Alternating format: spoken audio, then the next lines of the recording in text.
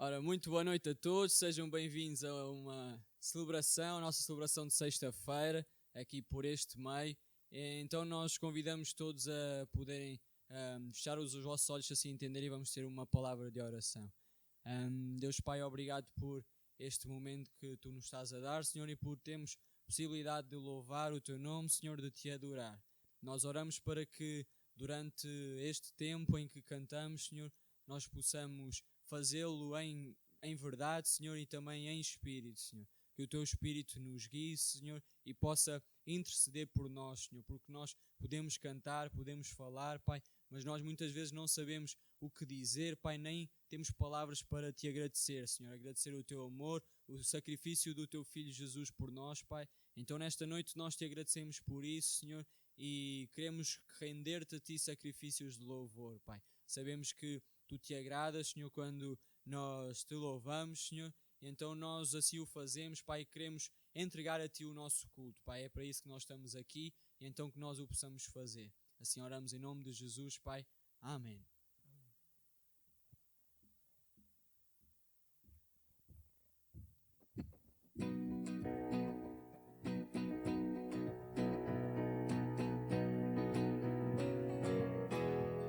Vamos cantar que bênção e honra pertence a Deus. Amém.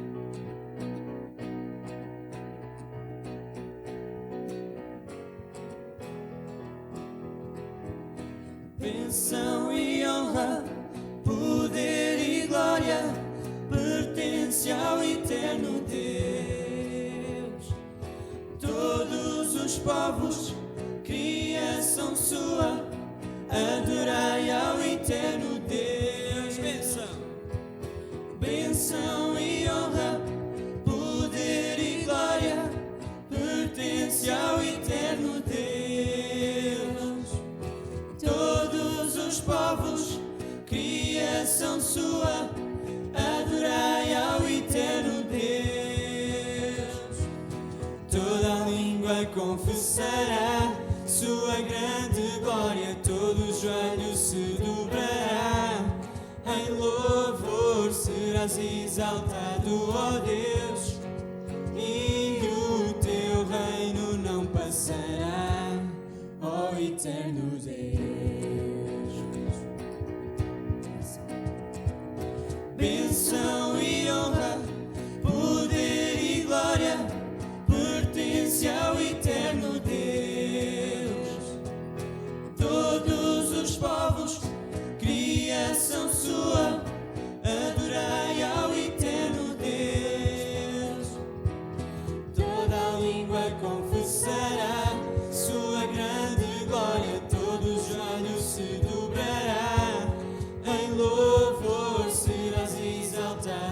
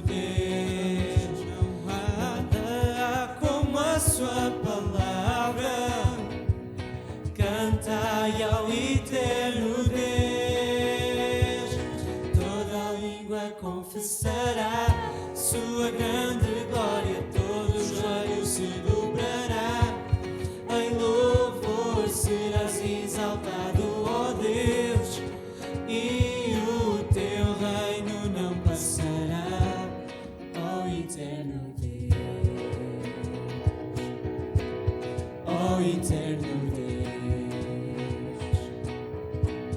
ó eterno Deus.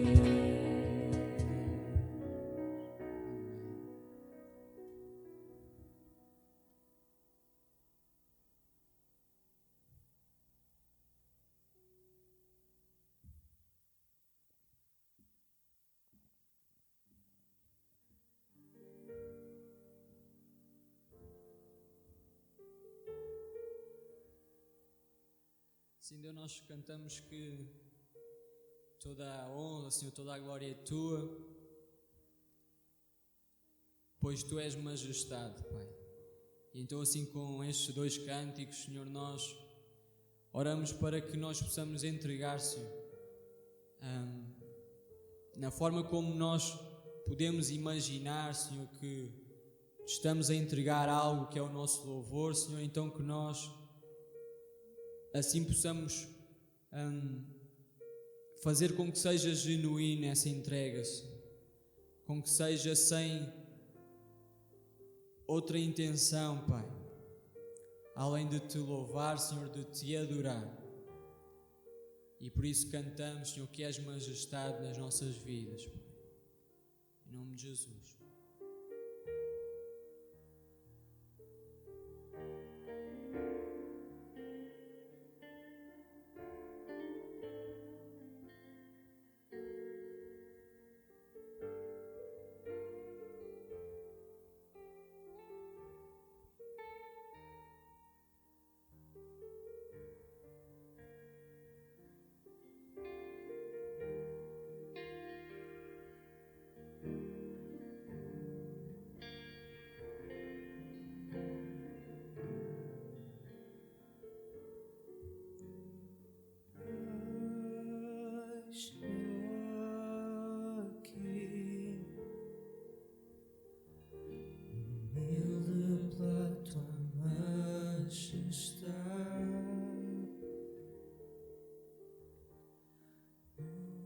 Graça me alcançou.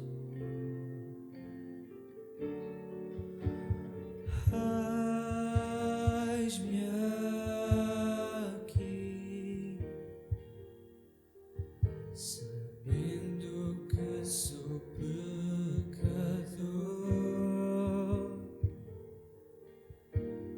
coberto pelo sangue do Cordeiro.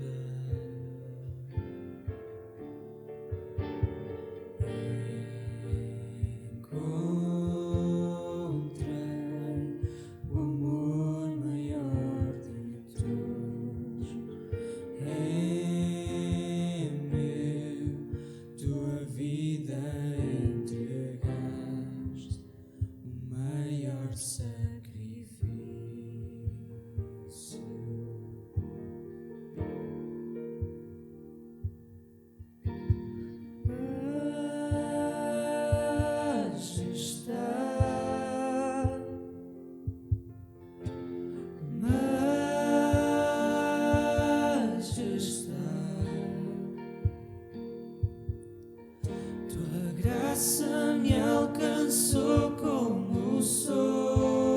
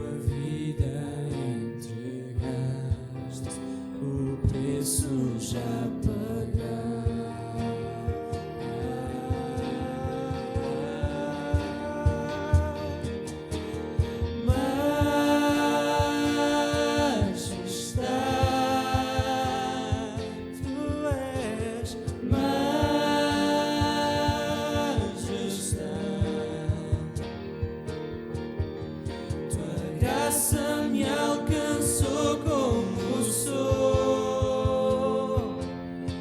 Mãos vazias, mas em ti vivo estou.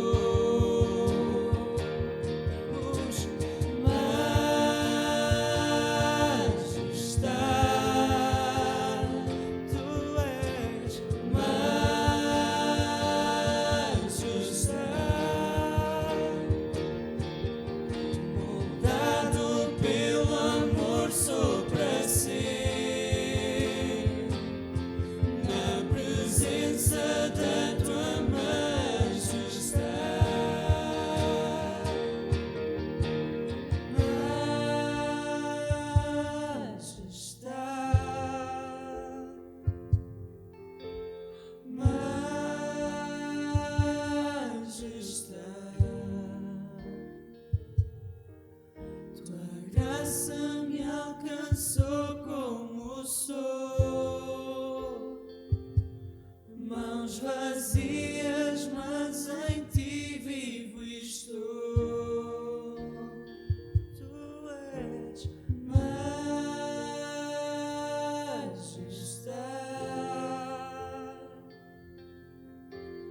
majestade.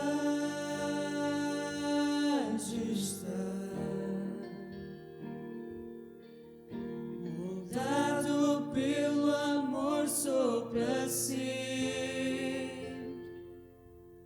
na presença da tua majestade.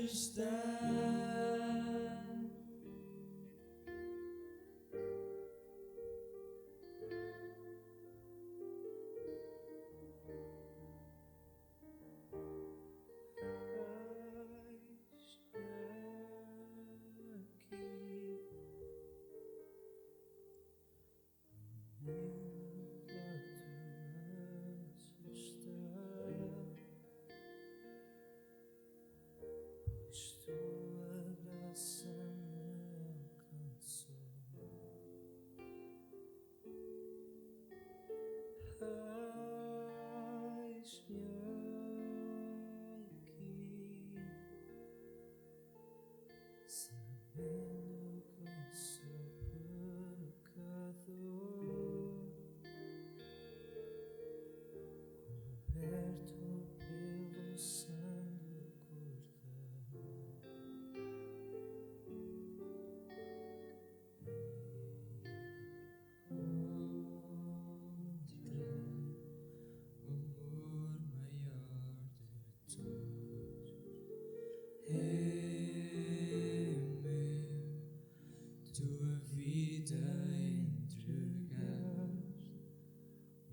preço já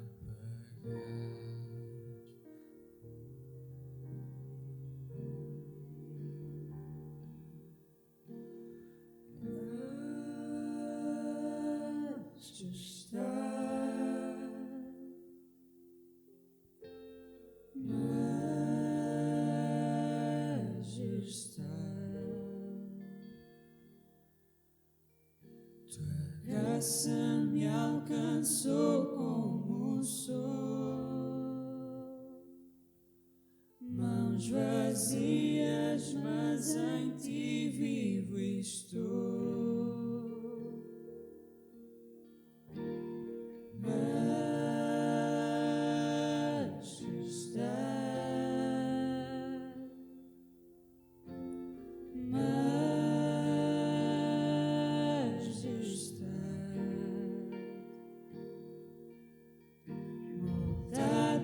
Pelo amor sou para sempre, na presença da tua majestade. Cantamos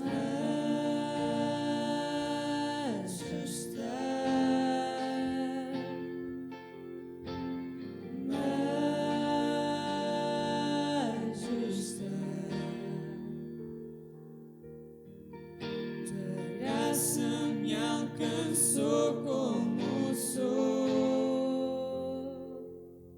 mãos vazias, mas em ti vivo estou.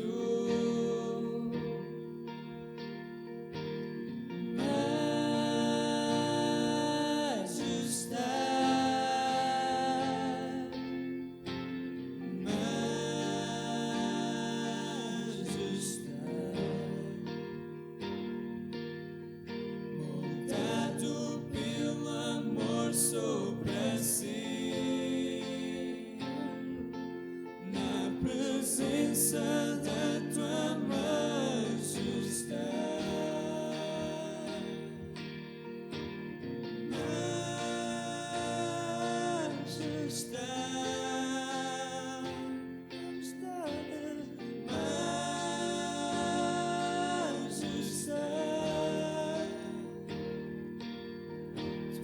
Graça me alcançou como sou, mãos vazias, mas em ti vivo estou. Cantamos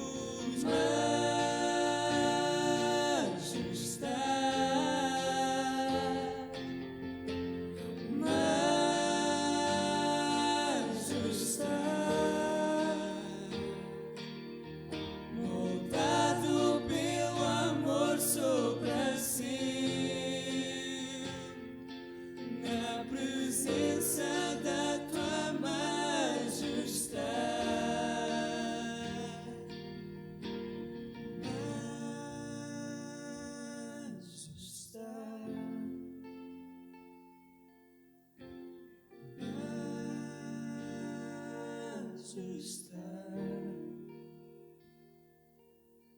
Tua graça me alcançou como sou, mãos vazias, mas em ti vivo estou.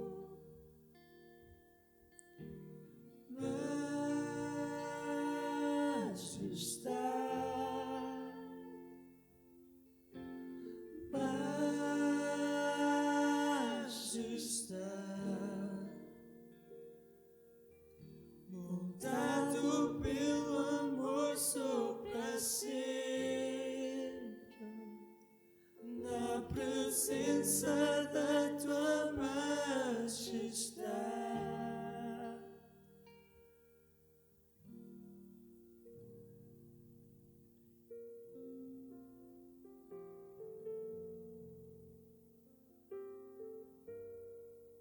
Senhor, possamos reconhecer a tua majestade em toda a criação, Senhor, em todo o lugar. Tudo aquilo que nós pudermos contemplar, Senhor, que possa refletir essa tua majestade, sabendo que somos perfeitamente feitos, Senhor. Tu nos fizeste a cada um de nós com um propósito, Pai. Propósito de servir essa majestade, servir esse reino, Senhor, no qual Tu és o Rei, Pai. Então oramos por isso, Senhor, para que Tu nos ajudes nesta nossa missão, Senhor. Então oramos em nome de Jesus, Pai. Amém. Irmãos, que possamos agora atentar também àquilo que Deus tem para falar connosco através da Sua palavra e possamos assim estar atentos ao que nos vai ser transmitido. Boa noite a todos. Queria saudar os irmãos com a paz. É sempre um privilégio estar aqui. Tal como das últimas vezes que aqui estive, vou pegar no livro de Marcos e continuar esta caminhada. Há uma razão para isso, porque era o que estávamos a fazer nos tempos de reflexão no Instituto Novo Ser à terça-feira. E acho que faz todo o sentido, de alguma maneira, caminharmos neste processo de entendimento sobre aquilo que a palavra nos diz e este Evangelho nos diz. Era um propósito que tínhamos de fazê-lo lá ao longo deste ano, devido à pandemia e ao tempo que vivemos, não podemos ter pessoas em sala e estamos a fazer o serviço takeaway, mas não conseguimos fazer esta parte do tempo de reflexão que fazíamos. Mas quem quiser consultar pode ir à nossa página do Facebook, temos lá, e vai ser interessante ver, muitos daqueles elementos tocam aqui no Grupo Louvor, vê-los há uns anos atrás e apreciar agora o desenvolvimento que eles tiveram. É um processo bastante interessante e aconselho a todos que o façam. Vou à nossa página do Instituto Novo Ser no Facebook e aprecio o que temos feito ao longo destes últimos anos. Mas pronto, eu queria pegar aqui estamos no capítulo 7 do Evangelho de Marcos e vamos pegar aqui numa situação, é um pouco estranha. Eu vou ler primeiro e depois vamos tentar desenvolver este texto. E diz assim: Jesus saiu da região de Tiro, passou por Sidom, seguiu em direção do lago da Galileia e dali para o território das 10 cidades. Trouxeram-lhe então um surdo que também falava com dificuldade. E pediram a Jesus que pusesse as mãos sobre ele para o curar. Jesus afastou-se da multidão, levou-o consigo, pôs os dedos nos ouvidos e tocou-lhe na língua com saliva. E em seguida levantou os olhos ao céu, suspirou e disse: Efatá, quer dizer, abre-te. Os ouvidos do homem abriram-se imediatamente, a língua desprendeu-se e ele começou a falar bem. Jesus disse a todos os que ali estavam que não se espalhassem a notícia. Mas quanto mais ele dizia que não falassem, mais eles contavam o que tinha acontecido. Estavam todos muito impressionados e diziam: tudo quanto ele tem feito é maravilhoso. Até põe os surdos e os mudos a falar. É um texto bastante estranho. Estranho pela forma, não é? Como sabem, esta é uma região que tinha sido um processo político-social que o imperador Pompeu tinha implementado na zona da Galileia, no território de Israel, em que ele separou aquela cidade para a Síria, aquela zona, e seria quase a fronteira mais próxima, portanto ficava ali na zona da Síria, e em que lhe criou ali e desenvolveu tudo isto para fomentar divisão no território de Israel e quebrar aquilo que era uma identidade e o fundamentalismo daquele povo. Eles trouxeram uma cultura que ainda hoje nos acompanha e é estudada e é desenvolvida, que é a cultura grega, e sendo essa uma base, e trouxe muitos povos dali à volta. Nós, da última vez, falámos daquela mulher estrangeira, que ela era de origem sírio-fenícia, mas ela estava ali e habitava ali. Jesus é que a trata e é definida pelo início deste texto, que tínhamos falado, mas não é disso que eu estou a falar, é só para termos aqui um enquadramento, que ela seria uma mulher estrangeira, que não fazia parte do povo, não tinha lugar à mesa. Mas ela tinha uma filha que tinha um problema, estava possuída por um demónio, espírito imundo, que a atormentava. E ela vem com estas palavras: faz, intercede, cura, liberta a minha filha.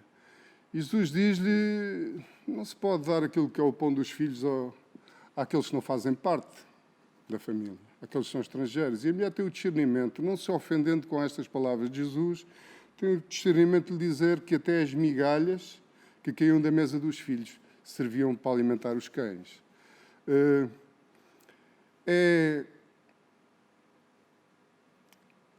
São palavras duras. Jesus diz: não é bom tirar o pão da boca dos filhos e dá-lo aos cães, mas esta mulher teve esse discernimento, não se ofendeu. Ela, apesar de ser uma mulher de uma origem distante, ela conseguia entender as distâncias, saber que aquele não era o seu lugar de origem, que aquela não era a sua identidade. Ela percebeu, no essencial, aquilo que era a origem de Jesus e o porquê. Possivelmente já teria ouvido falar que eles esperavam um Messias. Todo o texto do Velho Testamento nos falava disto, aquele que vinha ocupar o trono de Davi. E ela, de alguma maneira, viu esse Messias na pessoa de Jesus. Ela tinha ouvido falar, com certeza, daquele homem que estava possuído pela legião, em Gandara, que era uma daquelas 10 cidades. E ela tinha percebido que ninguém tinha podido fazer alguma coisa para aquele homem, mas Jesus tinha feito. Lembra-se que quando a população chega ao pé de Jesus e o homem está sentado, em perfeito juízo, vestido, todos ficaram muito aterrorizados. Foi a palavra que está escrita, aterrorizados. Quando devia ser alegres, porque eles não tinham conseguido e alguém tinha conseguido. Foi exatamente o contrário. Aquilo explodiu de terror, que viram assim: está aqui alguém que é diferente de todos, está muito para além de nós nas suas capacidades. Esta mulher também entendeu isso e pensou assim: bom, eu não posso, ninguém pode, Jesus pode libertar a minha filha, eu vou lá. E não ficou ofendida. Há tanta coisa que nos ofende por vezes e a gente vemos tanta gente ofendida com tanta coisa quando não havia necessidade disso. E esta mulher não se ofendeu. Disse: uma migalha para mim é suficiente, porque sei que o teu poder não se mede, não se quantifica, não é mensurável. Aquilo que tu pretendes fazer age em função da minha fé. E eu tive fé para vir aos teus pés pedir-te ajuda. Sei que tu, se for da tua vontade, vais responder e a minha filha será liberta. Tal aconteceu. Hoje falamos de uma situação diferente. Há uma multidão, há umas pessoas, diz que ele vem, passa por Tiro, Sidom, direção do Lago da Galileia, dali para o território das 10 cidades. Trouxeram. Alguém trouxe. Neste caso, alguém pegou no homem que era surdo-mudo. Não sabemos qual era a motivação daquelas pessoas para trazer aquele surdo-mudo. Possivelmente eles vieram experimentar. Bom, deixa ver se ele também é eficaz neste tipo de problema. Talvez fosse isso, não sabemos. Agora, com certeza, ele diz-nos, o texto neste versículo, no versículo 32, disse que ele já trazia um método definido para a forma de Jesus agir. Tantas vezes nós queremos que ele faça à nossa maneira. Não é? Temos problemas, identificamos um problema, uma necessidade. Não é? Ali havia um homem com uma necessidade essencial, era um homem que dificilmente comunicava, não é? Ele não ouvia aquilo que os outros lhe diziam e também não era capaz de falar. Não é? Nos nossos dias vemos, portanto, ele podia falar língua gestual, é habitual agora vermos, isto vemos em qualquer lugar, principalmente agora na televisão, qualquer comunicação que é feita, existe lá sempre alguém, e acho muito bem para atingir a população que não entende, que é surda, não tem capacidade de ouvir e assim pode entender os sinais e perceber aquilo que está a ser dito. Aqui, talvez essa fosse uma solução para que este homem pudesse comunicar com os outros. Não sei se o fazia ou não. Mas o que é certo é que estas pessoas que trouxeram este homem vinham e chegaram ao pé de Jesus e disseram: impõe as mãos. Porquê impor as mãos? Não é? Onde é que eles tinham visto que Jesus tinha imposto as mãos? Não sei, mas eles possivelmente, se calhar, pensaram que isso fosse uma forma de fazer. E este foi o primeiro ponto. Eles disseram: impõe as tuas mãos. A gente não sabemos onde é que eles viram, onde é que tinham ouvido que este seria o método correto para fazer. Não sabemos. Não nos diz a palavra, não nos diz o texto, e é conveniente que nós nos limitemos ao texto. Mas o que é certo é que Jesus não fez dessa forma. Jesus pegou no homem, o homem que era surdo-mudo, e afastou-se da multidão. Tantas vezes, na maior parte das vezes, mesmo quando estamos no meio da grande multidão, sentimos aquilo que se calhar aqueles que estão à nossa volta não sentem. Há um momento quando nos dispomos, há um momento quando ouvimos aquilo que Ele nos fala, o nosso encontro com Deus será sempre pessoal. Não se esqueçam disso. O encontro com Deus será sempre pessoal. O encontro com Jesus é sempre pessoal. Ele quer saber a nossa história, Ele conhece a nossa história, quer que nós possamos ouvi-lo e deixar que Ele faça aquilo que pretende fazer. Vejam a forma como Ele faz. Jesus afasta-se da multidão, leva-o consigo, não leva mais ninguém, vai Jesus e o homem que era surdo-mudo, pôs-lhe os dedos nos ouvidos e tocou-lhe na língua com saliva, com o seu dedo. Isto, para os dias que vivemos, isto não era contraproducente. Ai de alguém que se atravessa a ter uma ação deste género. Não é? Mas estes eram aqueles dias que nós estamos aqui a falar. Mas isto não é o essencial. Não é este método que é essencial. Se podemos retirar deste versículo aquilo que é importante, é Jesus afasta-se da multidão e leva o homem consigo. Vejam o lugar de destaque, o momento que ele esteve. Alguém que vinha debilitado na sua comunicação, não conseguia falar com os outros, não conseguia, só se fosse através de sinais. Mas este homem tem uma oportunidade de estar com aquele que tinha a capacidade de mudar a sua vida, o rumo da sua história, a sua existência. Ele toca-lhe na língua com saliva, em seguida levanta os olhos para o céu, suspirou e disse: Éfatá, que quer dizer abre-te. Já lá vamos ao resto, mas pensamos um bocadinho nisto. Ele leva-o, toca-lhe com os dedos nos ouvidos, com saliva na língua, levanta os olhos para o céu. Porquê? Já pensaram nisso? Eu pensei um pouco nisto e veio ao meu coração esta... Será que Jesus estava um pouco cansado?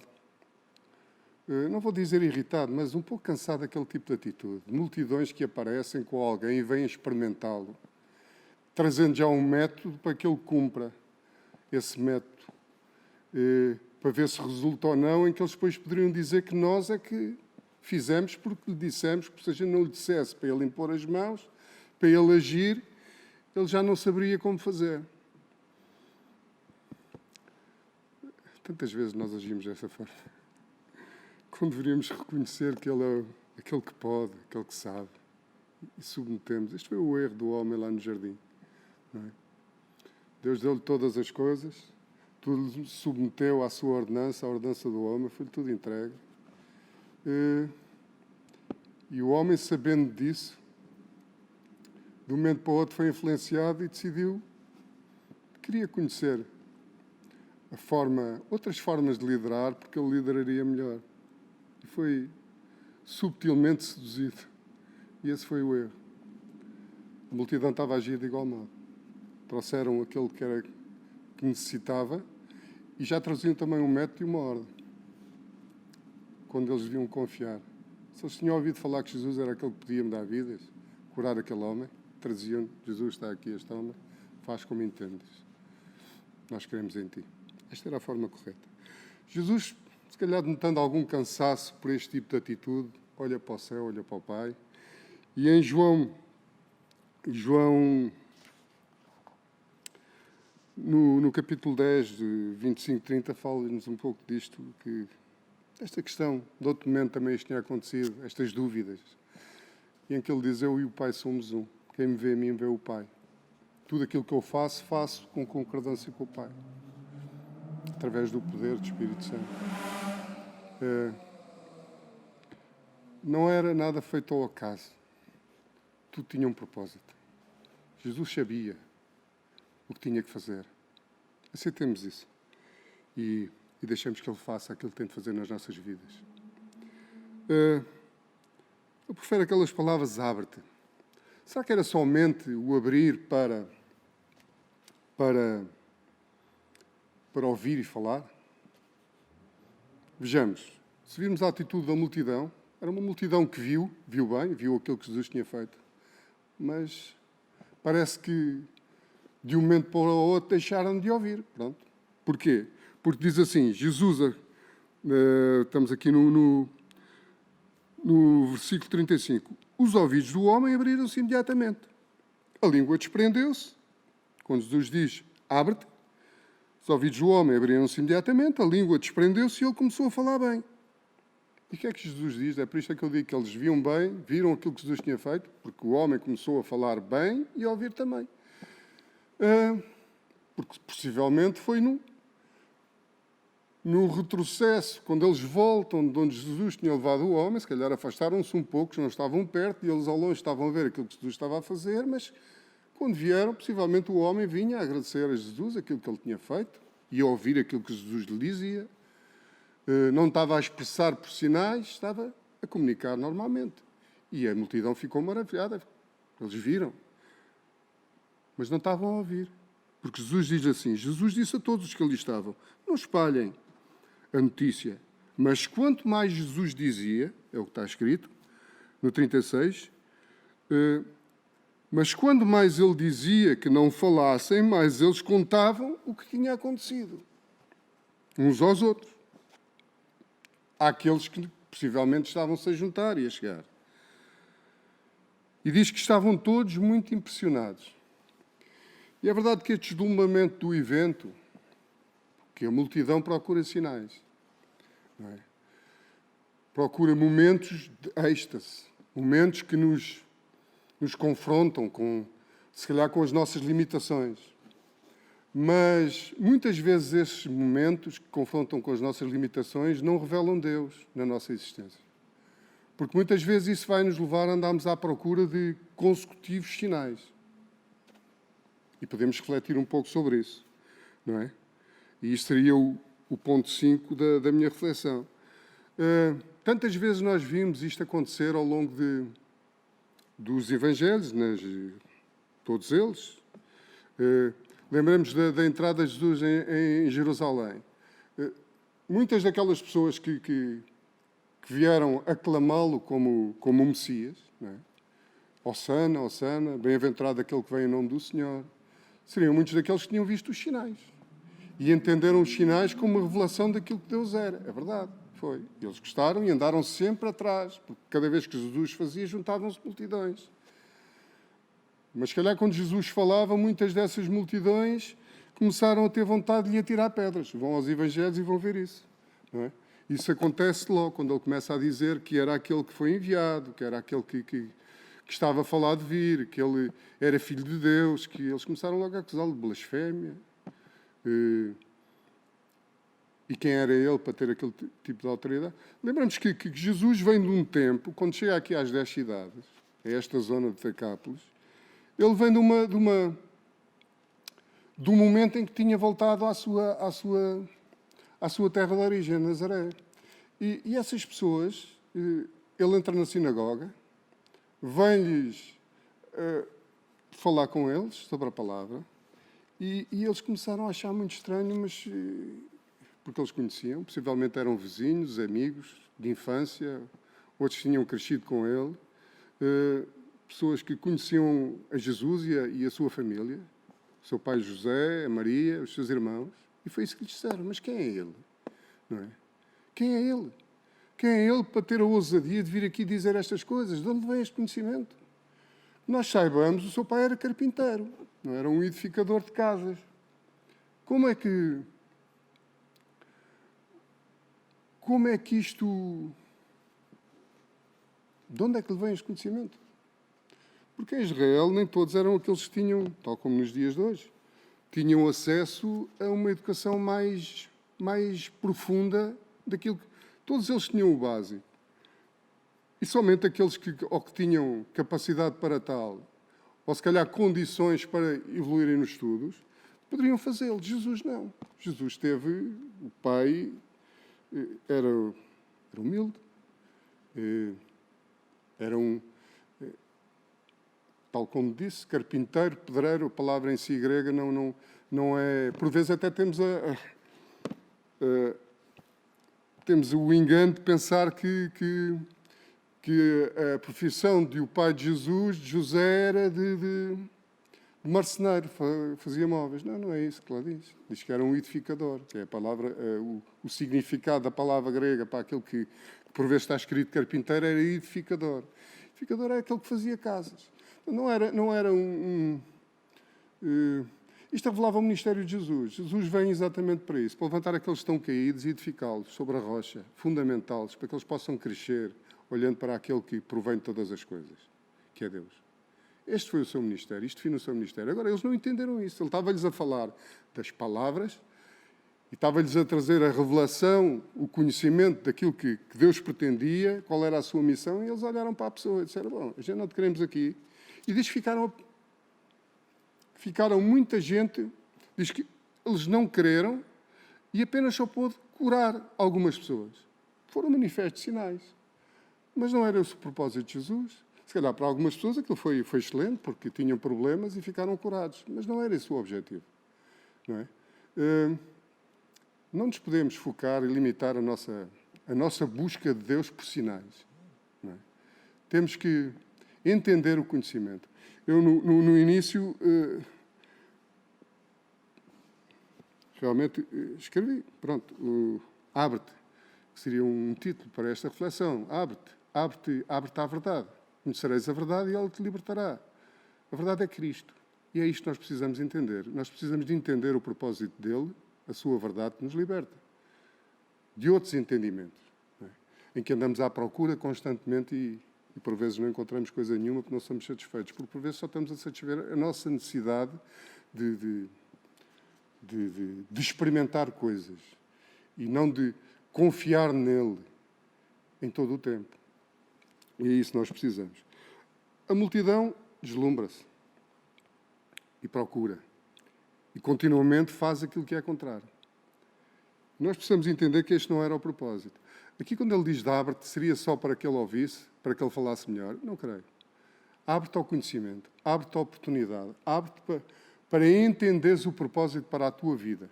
Abre-te para entenderes que vistes aquele que era o Messias, tanto proclamado desde todos os textos do Velho Testamento.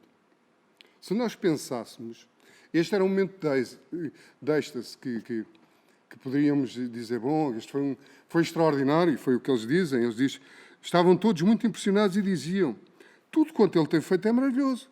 Até põe os surdos a ouvir e os mudos a falar. É verdade, foi isto que aconteceu. Mas será que era só isto que tinha que acontecer? Não. Havia ali muito mais para aprender. Abre-te. Abre-te ao conhecimento. Abre-te à verdade. Abre-te à oportunidade que tens de ver além daquilo que é o momento. Se nós entendêssemos, e estamos a falar de momentos de sucesso, se nós entendêssemos e entendêssemos aquilo que é o propósito de Jesus, iríamos ver, e até mesmo aquilo que é a revelação, porque ele vem revelar todas as coisas, e mesmo aquilo que é a revelação do Velho Testamento, e quando falam dele, lembremos, Jesus vem para tomar o trono de Davi e restaurá-lo de uma forma plena e eterna. Esta é a palavra profética sobre aquele que o Messias iria vir. Lembremos daquilo que começa. Para haver um trono de Davi, teve que haver uma conquista. Ele teve que chegar ao trono.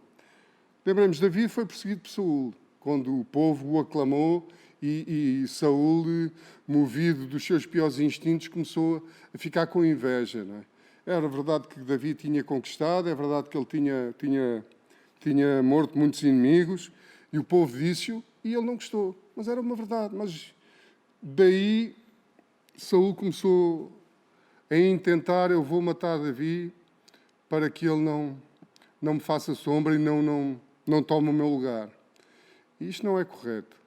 E Davi fugiu. Há uma altura que fugiu e o seu grande exército, que tornou-se esse exército conquistador, começa nesse momento de fuga, em que ele se vai esconder, que para nós pode ser um momento de fraqueza, foi o início de uma grande conquista.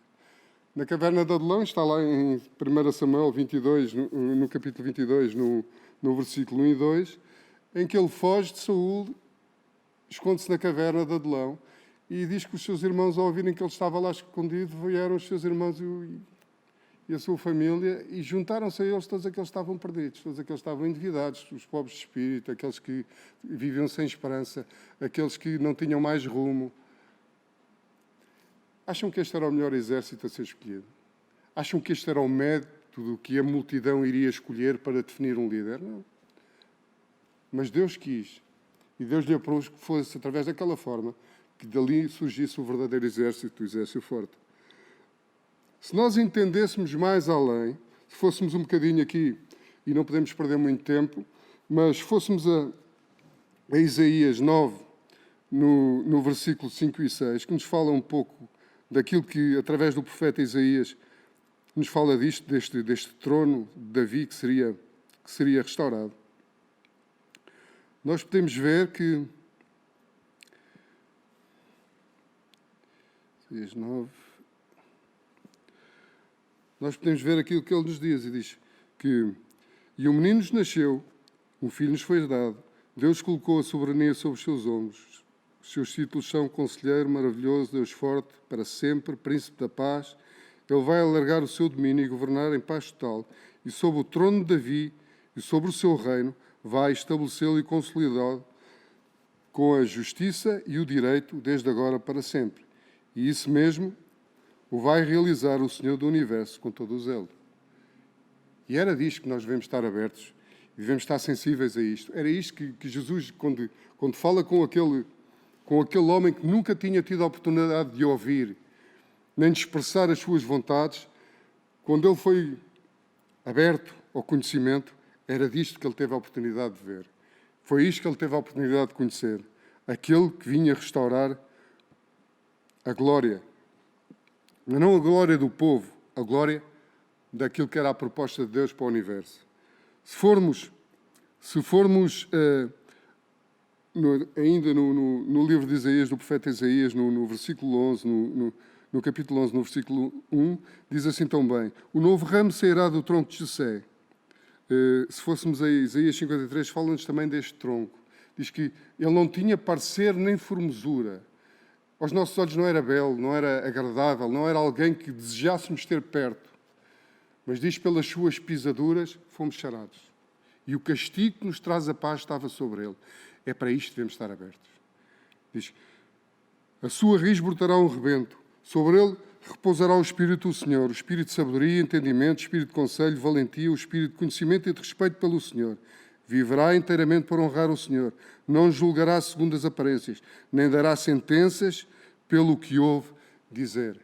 Acham que era este tipo de líder que a multidão iria escolher? Não. A multidão teria um método, Queremos um encantador que nos possa fazer coisas que nos agradem. Jesus não era isso. Jesus sempre nos afastará da multidão para termos um encontro real com Ele.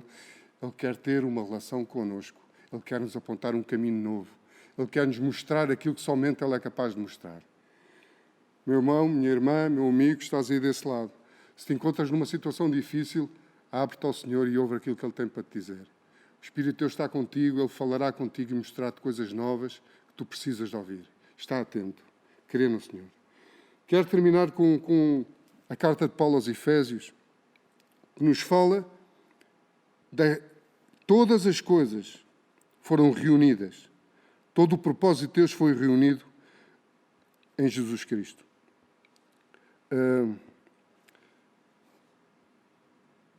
No versículo 7, Paulo andou na Ásia durante 3 anos. Quando saiu de lá, Paulo foi alguém muito especial, que não teve limites na sua ação. Foi alguém que tudo fez. E ele dizia isso. Eu fiz-me tudo, ao menos para ganhar alguns. E ele diz que quando termina estes 3 anos na Ásia, ele diz que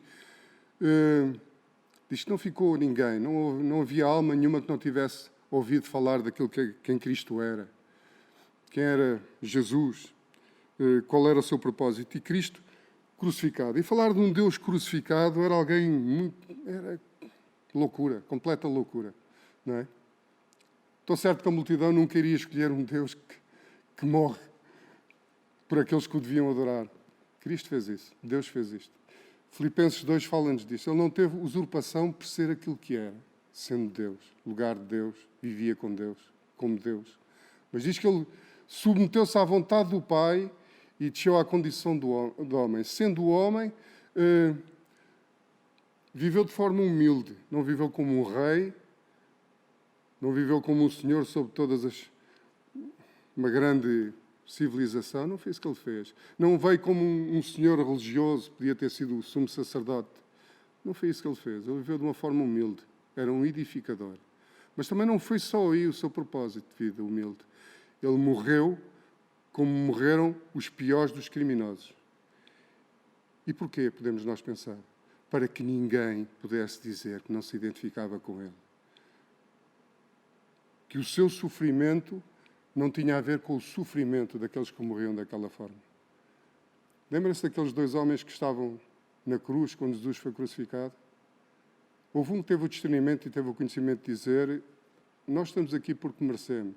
Aquilo que fizemos, o castigo para aquilo que fizemos é isto. Mas este homem é inocente. Mas mesmo ali naquele lugar houve a oportunidade de salvação para aquele que aceitou e reconheceu.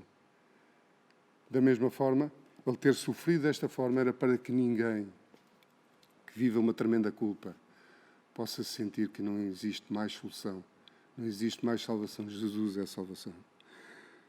Vamos lá então aqui ao versículo 7 do capítulo 1 da carta de Paulo aos Efésios. Diz assim: pelo sacrifício da sua morte fomos libertos e recebemos o perdão dos pecados, em virtude das riquezas da sua graça, que Ele derramou abundantemente sobre nós, com toda a sabedoria e entendimento.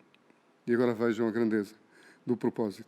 Deu-nos a conhecer, abramos o nosso coração para isto, deu-nos a conhecer o mistério da sua vontade e o plano generoso que tinha determinado realizar por meio de Cristo.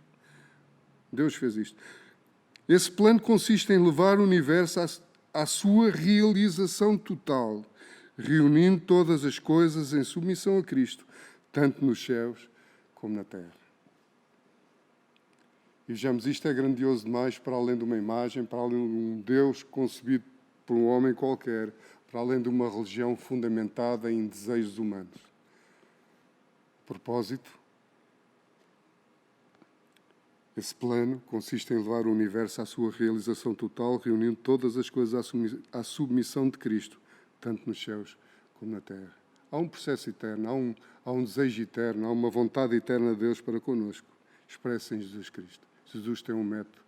Jesus deseja afastar-te da multidão para que tu penses e entendas que Ele tem um propósito para a tua vida. Meu irmão, minha irmã, meu amigo, quem vai escutar, não importa aquilo que estás a viver, mas lembra-te, ouve essa voz que fala no mais fundo do teu coração. apesar de não o veres, mas Ele está perto. E Ele fala contigo. Está atento. Não te escondas. Fala com Ele. Expõe a tua vida. Diz-lhe as tuas necessidades, as tuas culpas, as tuas dores, aquilo que te amargura. E Ele revelar-se-á e revelar-te-á um caminho novo. Foi um prazer estar aqui. Que Deus os abençoe. Mas não queria ir embora sem orar primeiro. E talvez isto possa ser um pouco estranho, mas quero-vos dizer que durante o processo da minha vida podia dar o testemunho, mas tenho visto tantas coisas que o lugar que agora é o Instituto, antes era um café convívio, e tanta gente habilitada a entrar por aquela porta. Eu mesmo passei por aquela porta, não foi bem por aquela, mas foi por outra idêntica, noutro lugar, mas quando voltei do centro entrei naquele lugar e vi muita gente passar por ali, completamente debilitado, com uma vida destroçada, com tantos problemas, e passado um tempo ver vidas restauradas, famílias restauradas, pessoas com um entendimento novo sobre a vida, pessoas a viverem uma vida completamente nova, quando tanta gente antes daquele momento tinham dito que tal seria impossível. Podemos dizer, bom, foi um método, foi uma forma. Não, foi Jesus que trabalhou, foi a oportunidade que as pessoas que deram para que Deus pudesse trabalhar na sua vida, que se abriram à sua voz e ao seu toque especial, como só Ele sabe fazer. Portanto, não limites. E desde já quero incentivar a todos aqueles que me ouvem, que se conhecerem pessoas que tenham problemas dessa ordem, dependências, encaminham-nos para lá, vamos falar. Vamos falar do amor de Deus e vão ter pessoas que vão caminhar com eles, que os vão amar e vão caminhar e vão partilhar com eles das suas vidas, das suas dores, das suas esperanças e das suas certezas. Porque a fé não é algo místico somente. A fé é algo palpável, é algo real. Quando nós queremos, experimentamos e vivenciamos aquilo que é o resultado da fé posta em prática, nós temos certezas, não temos apenas ideias sobre, temos certezas daquilo que aconteceu e daquilo que está a acontecer. Deus revela-se, Deus é verdadeiro, o seu poder para curar naquela altura é o mesmo que existe hoje. Vivemos numa sociedade sem esperança, escondida, que já não sabe, espera milagres de medicamentos. Quando é necessário os medicamentos, é verdade, para muita coisa que temos necessidade, os medicamentos também são a ação de Deus, são o resultado do conhecimento de Deus dá aos homens para que eles descuram e procurem cura de tantas formas, e Deus também está aí. Mas a questão não é essa. Há coisas que por muito que os homens investigam, nunca vão conseguir ter respostas. O Criador é Ele que nos conhece da melhor forma. E nós temos de dar-lhe oportunidade para que Ele possa trabalhar nas nossas vidas. Mesmo então, nesta altura de pandemia, em que tanta gente está a ficar sem trabalho e com necessidade, se conhecerem pessoas que precisem de ajuda a nível alimentar, encaminhem-nos para nós e, dentro das nossas possibilidades, iremos ajudar. Bom, mas tal como disse, gostava de terminar com uma palavra de oração, pedindo com a certeza de que aquele que pode está perto de vós. Paizinho, damos graças no nome de Jesus por tudo aquilo que tens feito. Louvamos o teu nome nesta hora, porque és fiel e és capaz. Senhor, oro por todos aqueles que estão do outro lado, aqueles que me ouvem, aqueles que passam dificuldades, aqueles que estão em lutas, que por vezes aqueles que estão à volta não entendem. Mas que eles possam entender que há um, que és tu, que os vês, que conheces, que podes. Que eles possam se abrir a ti e possam deixar que tu possas tocar das suas vidas, como somente tu sabes fazer. Pai, eu oro isto no nome de Jesus, sabendo que tu vais fazer no nome de Jesus. Amém. Muito obrigado. Deus abençoe.